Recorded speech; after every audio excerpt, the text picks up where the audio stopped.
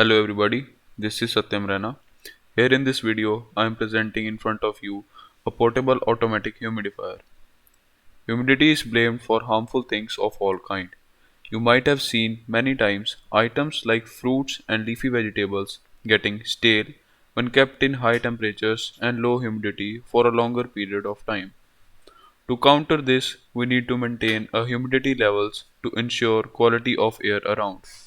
In my project Versatile Aerosol, I am building an automatic humidifier setup within the container, functional for storing items in large warehouses which frequently become rancid in humid weather. The main component of my project is the USB ultrasonic humidifier. The project senses temperature and humidity inside the container using DHT11 sensor. If the recorded humidity level is less than 80, then turn on the humidifier and vice versa.